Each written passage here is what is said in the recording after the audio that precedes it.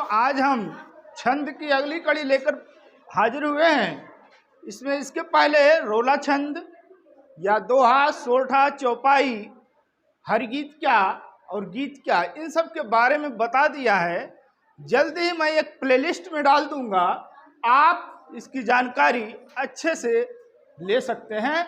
तो आइए आज हम कुंडलिया छंद की चर्चा करते हैं और बताते हैं कि कुंडलिया है क्या चीज़।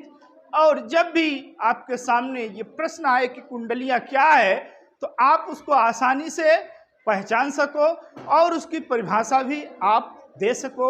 इसीलिए आज हम इस कुंडलिया छंद की चर्चा लेकर हाजिर हुए हैं। तो आइए हम कुंडलिया की सबसे पहले उसके लक्षण देखें या उसकी परिभाषा समझें कि होता क्या है। सबसे पहले अगर जानें कि कुंडलिया होता क्या है, तो कुंडली से मतलब यही है कि जो घुमावदार हो, अर्थात इसकी परिभाषा पढ़ने से पहले या इसकी परिभाषा कहने से पहले हम कुंडली शब्द को जान लें कि कुंडली का क्या अर्थ होता है। तो कुंडली का यही अर्थ होता है कि कोई चीज़ है जो घुमावदार हो। तो क्या ये घुमावदार इसमें है?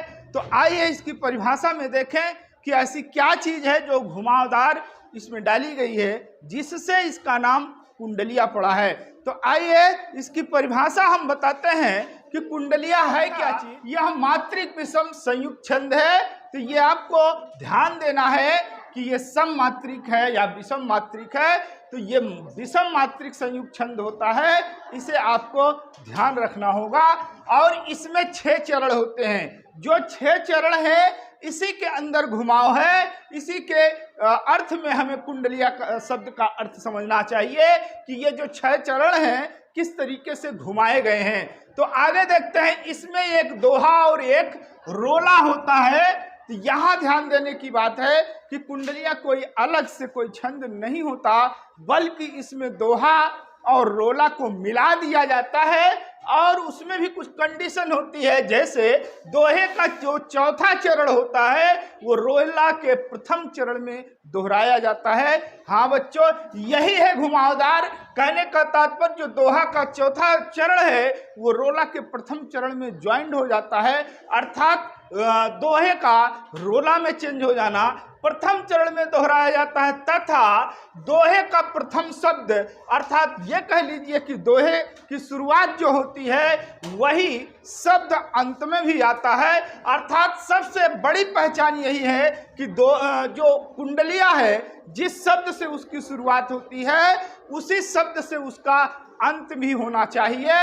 ये बहुत अच्छी कह लीजिए कि इसके लक्षण हैं, इसकी विशेषता है। इसे अगर आप जानते रहेंगे तो आसानी से कुंडलिया छंद को पहचान सकते हो। इस प्रकार कुंडलिया का प्रारंभ जिस शब्द से होता है उसी से इसका अंत भी होता है। जैसा कि आपने देखा, दोहा और रोला यही दो ऐसे छंद हैं जो दोनों मिलकर के कुंडलिया छंद का निर्माण करते हैं। अर्थात जो दोहा होता है, दोहे का जो चौथा चरण होता है वो रोला के प्रथम चरण में आना जरूरी है। और जिस शब्द से कुंडलिया शब्द की शुरुआत हुई है उसी शब्द का अंत में आना भी बहुत जरूरी है।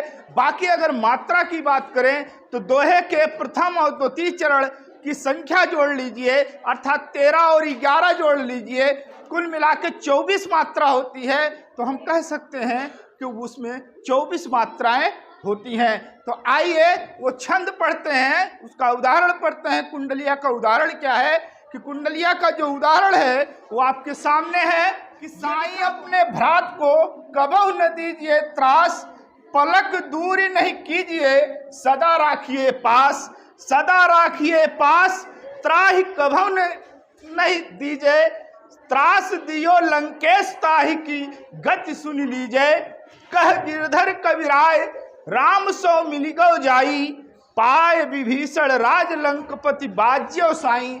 अर्थात हमारा साईं शब्द से इस कुंडली की शुरुआत हुई और लास्ट में भी साईं शब्द आया। तो सबसे बड़ी पहचान कुंडलिया की यही है कि जिस शब्द से इसकी शुरुआत होती है उसी शब्द से इसका अंत होता है।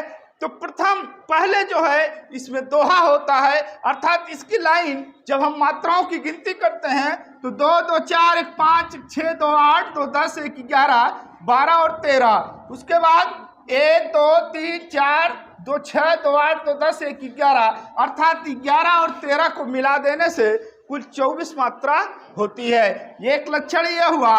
दूसरा यह है कि दोहराया जाता है। कौन सा?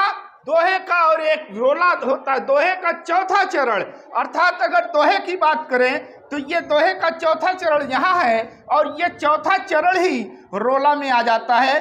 देखिए, सदा राखिए पास, फिर यहाँ पर वही शब्द आया हुआ है, सदा राखिए पास, अर्थात ये 2 बार आता है। एक बार दोहे में आएगा, फिर आगे वाली लाइन जो रोला होगी उसमें आएगा। इस प्रकार से कुंडलिया की पहचान आप बहुत आसानी से कर सकते हो।